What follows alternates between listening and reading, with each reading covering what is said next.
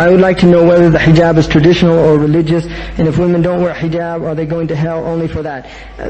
To not wear the hijab, nobody can say anybody's going to hell. Nobody can say that.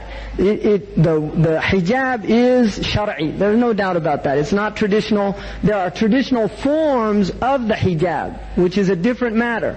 But the hijab itself, the covering, wearing the jilbab, it's part of our deen. And women that, if they're not doing it, they should just recognize that they're in a state of ma'siyah, like many things. For all of us are in a state of ma'siyah. We left jihad. We don't give our money for this deen. We don't do a lot of things that we should be doing. The ummah right now, we're all in a state of ma'siyah. And the woman taking off the hijab is only a symptom of a much deeper disease. It's a symptom of a much deeper disease. The woman was honored in Sharia by the hijab. The hijab, that is the illah of the hijab, that women are not treated as sexual objects. That is why Allah gave women the hijab, to honor them. If they choose to dishonor themselves, that is their choice. The idea of Muslims going and throwing acid on women, and this has happened. This is sick. This is just sick people. And the truth is, in an Islamic system, in traditional Islam, in Medina, there were women walking around bare-breasted. And that is a fact, historical fact. And you can read it and look it up in the books. Sayyidina Umar radiallahu anhu did not allow the imam to wear the hijab. He did not allow them to wear the hijab. So there were uncovered women in Medina. That is a fact, historical fact. Muslims should get out of this obsession with women. Really, it's just a sickness in our own hearts. Just lower your gaze. If the sister's not wearing the hijab, her husband should be responsible for that, her own family. You can give somebody nasiha, but you just lower your gaze. And we're living in a society, people walking around naked. And we're worried about somebody not wearing a scarf on her head. Go out there and look at these animals out there. Seriously, go out there, look at them. Unbelievable.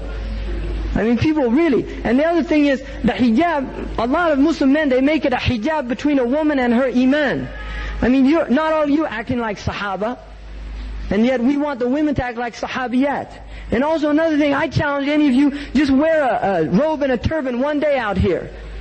Just go on and experience what it's like to be identified as a Muslim. A lot of you, I don't know, you could be Hindus or whatever, in terms of these people, their perception of you. But when you wear something that identifies you as a Muslim, that itself is putting yourself in their face.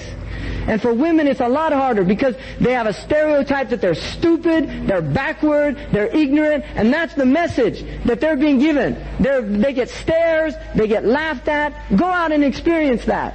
You see, put your turban on, put your robe on, and go out and drive on the subway, get on the tube, and do those things, and just get the feel of what it's like for people to stare and look at you and do those things. We should have more compassion for our sisters.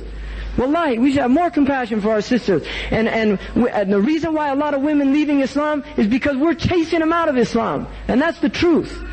And every time has its place. We should know the time we're living in. It's very difficult to be a Muslim. The Prophet ﷺ said it's like the qabid al-jamra. It's like holding on to hot fire. And we're in that time. If you don't think it, then you're just deluded. This is the age we're living in. So we have to have mercy on our sisters. Really, we have to have mercy on them, defend them and protect them. Because they're out there on the front lines, and there's a bunch of wolves out there. It's a society of wolves. And that's what they prey on, innocent people. And our women, they have a lot more innocence than their women. And they recognize that, and that attracts them, because they're sick. That attracts them. Muslim women have innocence, even the ones not wearing hijab and things, because they grow up in a cleaner atmosphere and environment. And we should do our best to protect that innocence and to guard those women. They're our responsibility. That's dhimma of the Muslim male, is to guard and protect his sister.